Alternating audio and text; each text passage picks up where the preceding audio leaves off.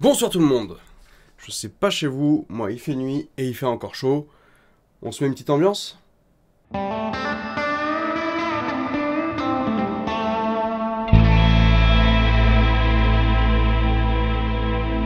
Récemment, sur la nouvelle chaîne Epic Epoch, Acermandax, alias Thomas Durand de la chaîne La Tronche en Biais, a annoncé que 2 procédures ont été déposées contre lui de la part de Psychodélique, d'Alibor Stanislavlevitch et également de la part de Idriss Aberkan. Les 2 plaignants sont représentés par maître Fabrice Dividio, qui s'est fait largement connaître durant l'épidémie de Covid, et ce dernier a décidé de jouer la carte du droit commercial en se fondant sur la concurrence déloyale, et plus précisément sur la notion de dénigrement. Le but de cette vidéo est de rester neutre, de comprendre les différents arguments qui sont posés, leur valeur juridique, et de voir si cela peut déboucher éventuellement sur la condamnation de Thomas Durand. Ce dernier, dans ses vidéos sur le sujet, s'est beaucoup élevé sur le fait que maître Dividio rejette la notion de vérité des propos tenus sur la chaîne de La Tronche en Biais, et en effet, en droit commercial, on peut admettre un dénigrement, quand bien même les propos portés à l'encontre d'un concurrent sont fondés. C'est ce qu'on va voir tout de suite.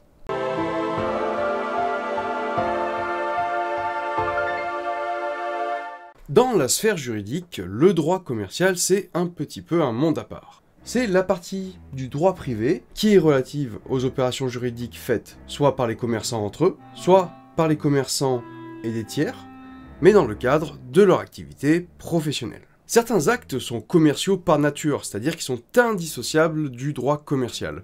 C'est le cas par exemple de ce qu'on appelle l'achat pour revente, c'est l'exemple typique de tous les magasins que nous avons.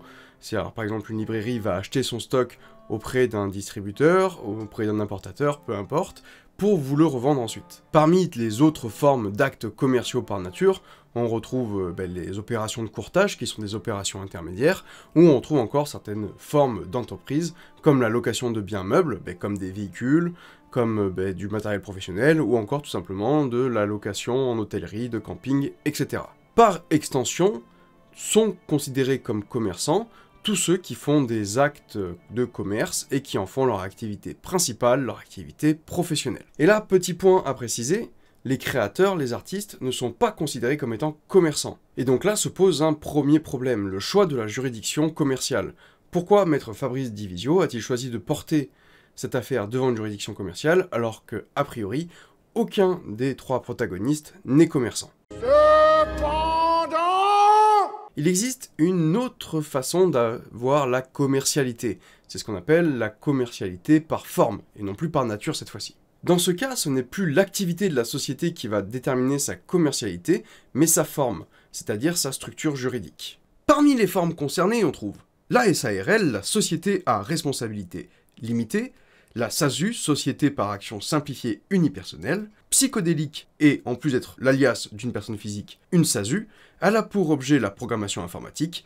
Aberkan de son côté a une SARL au-dessus de lui, Scanderia qui a pour objet l'édition de logiciels applicatifs, Scanderia qui dispose d'un établissement qui, lui, a pour objet l'enseignement et plus précisément la formation continue pour adultes. Thomas Durand a lui aussi une structure au-dessus de lui, mais qui n'est pas une structure commerciale, qui n'est pas une société, qui est une association à but non lucratif, l'ASTEC. L'activité de cette dernière est la production de films et de programmes pour la télévision. De ce que j'ai cru comprendre, de toute façon, l'ASTEC n'est jamais mentionné dans les réquisitions, et c'est bien Thomas Durand qui est visé, Thomas Durand, personne physique. Nous avons donc 2 affaires qui sont toutes les 2 des actions en concurrence déloyale, la première étant Idriss Aberkan contre Thomas Durand, et la seconde, Psychodélique contre Thomas Durand, mais a priori on a là un triumvirat qui ne possède pour aucun la qualité de commerçant.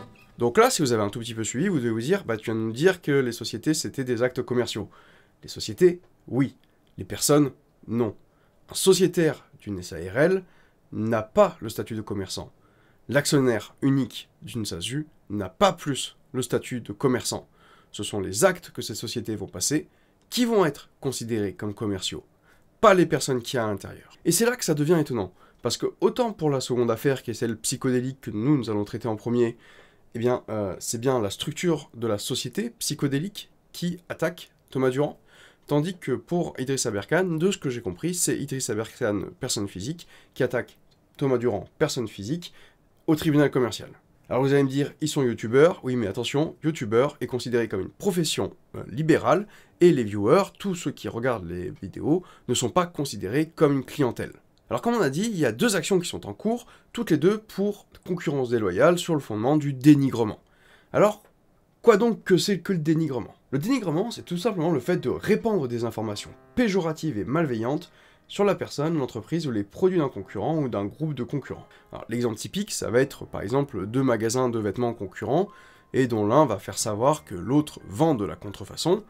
Quand bien même cela soit vrai, eh bien on va rentrer dans le cadre justement de cette notion de dénigrement. Donc même si votre concurrent a des manœuvres délictueuses, trompeuses, et si vous le faites savoir, eh bien vous risquez en effet d'être condamné, quand bien même ces accusations seraient vraies.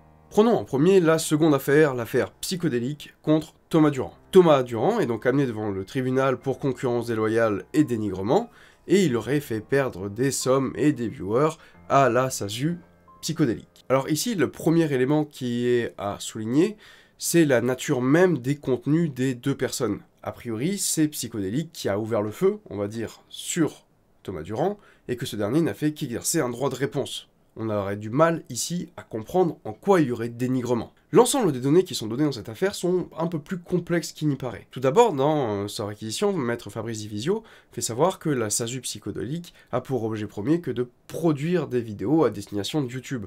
Et cependant, si on se penche sur la réalité de la société telle qu'elle est déclarée, on serait sur une société de production de logiciels informatiques. Oui, c'est peut-être un détail pour vous, mais pour le juge, ça veut dire beaucoup. Y a-t-il eu des propos critiquant la capacité professionnelle du plaignant sur ce sujet-là, sur ce domaine-là? Et c'est là qu'il faut poser un arrêt de la chambre criminelle de la Cour de cassation qui date de 2016, et qui est très clair sur ce qu'est le dénigrement. Ce dernier doit porter sur les biens et les services, et non sur la personne, que cette personne soit morale ou physique. Dans ce cadre-là, ce n'est pas du dénigrement, c'est de la diffamation. Cette décision, elle est confirmée par la Chambre commerciale en 2018. Hors restriction légalement prévue, la liberté d'expression est un droit dont l'exercice, sauf dénigrement de produits ou services, ne peut être contesté. En clair, il y a une part de critique et de liberté d'expression qui est pleinement admissible. Ici, l'argumentation repose pleinement sur de la diffamation et non pas sur du dénigrement. La production de vidéos n'est pas un produit. La vidéo n'est pas un produit, les viewers ne sont pas des clients. Je le répète, mais c'est fondamental. Les activités commerciales sont listées clairement aux articles L110 et suivants du Code du commerce. Celle-ci n'en fait tout simplement pas partie. Sur cette affaire contre Psychodélique, il n'y a aucune raison que Thomas Durand puisse craindre quoi que ce soit, de mon point de vue.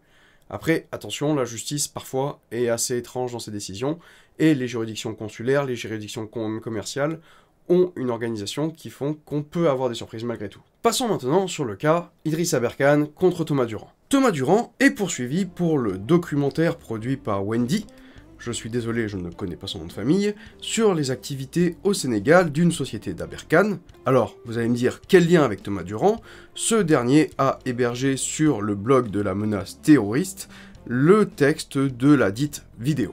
Donc pour tout ça, il y aurait des conséquences économiques, notamment en ce qui concerne la vente de livres.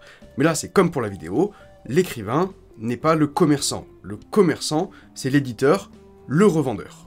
Alors par contre, il faut admettre une chose, c'est que les livres sur le développement personnel de Idrissa Berkane ont fortement marché. On pourrait même dire qu'ils ont cartonné. Je crois qu'on est à plus de 500 000 exemplaires vendus dans le monde. Tout comme ces livres ont été générateurs de revenus, ça doit être assez normal que toutes les accusations qui sont portées depuis quelque temps ont aussi une influence sur la vente de ces ouvrages qui ont dû fortement décroître, étant donné que sa réputation a en effet été fortement entachée. Par contre, ici aussi, à nouveau, quel rapport avec la juridiction commerciale? Personnellement, je n'en vois pas. Si un éditeur tiers avait ouvertement critiqué le produit de son éditeur à lui, Robert Laffont, là, on aurait pu avoir une saisine des juridictions consulaires par l'éditeur, mais cette fois-ci contre l'autre éditeur, ou contre les personnes ayant critiqué le produit. Ce qui ressort de vrai, en tout cas des réquisitions de Maître Divisio, c'est qu'en effet, on n'a pas besoin d'être sur le même secteur pour faire de la concurrence déloyale. L'autre argument qui est avancé, c'est que Thomas Durand aurait parlé de procédures en cours, mais là aussi, pour être considéré comme concurrence déloyale, il faut que cela porte sur le produit. On peut reprendre ici notre exemple du textile, c'est-à-dire qu'on pourrait très bien avoir une personne qui dit « Attention, si vous allez dans cet autre magasin, actuellement il est en procès pour des ventes de contrefaçon. Dans ce cas-là, on est dans du dénigrement, il n'a pas à parler de cette affaire tant qu'elle n'est pas rendue publique. Ça, en effet, c'est sanctionnable. » Thomas Durand ne possède pas le statut de commerçant, a priori, Idrissa Berkane ne possède pas non plus le statut de commerçant, donc la juridiction n'est pas compétente. Ici, on est plus dans une action en diffamation qu'une action en dénigrement. Alors vous allez me dire, il y a quand même Scanderia, la SARL, qui va avec Idrissa Berkane. Oui, mais Scanderia et l'établissement lié ne comptent aucun employé. Les nouveaux bilans financiers ayant été passés sous la confidentialité, il faut se contenter des anciens, et ils ne font pas état d'une activité florissante, ce qui rend d'autant plus ridicule les demandes de dommages et intérêts qui sont complètement délirants. Par contre, un préjudice moral à une personne morale, à une société, ça existe. Mais pour qu'il soit constitué, là aussi, il y a des règles à respecter. Déjà, il faut qu'il y ait une faute, donc il faut qu'il y ait le dénigrement d'un produit ou d'un service, il faut qu'il y ait un dommage qui va être la conséquence directe de la faute juste avant, et évidemment, il faut qu'il y ait un lien de causalité entre la faute et le dommage. C'est-à-dire qu'il faut établir que c'est l'action menée par celui que vous accusez qui a causé la perte, ensuite, de vos ventes, etc., etc., etc. Là, en l'occurrence, dans tout ce qui a été avancé, il n'y a jamais eu la critique d'un produit ou d'un service. De plus, en France, la charge incombe à l'accusation. C'est-à-dire qu'on ne peut pas arriver en disant « il m'a fait ça » et ne rien amener comme preuve. J'ai du mal à envisager ici que l'une des deux affaires puisse conduire à une condamnation de Thomas Durand. Dans Berkane contre Thomas Durand, eh bien, je pense qu'il y a un problème de compétence, on n'est pas sur une affaire commerciale, il n'y a aucune commercialité ici qui rentre en compte, on est plus sur de la diffamation.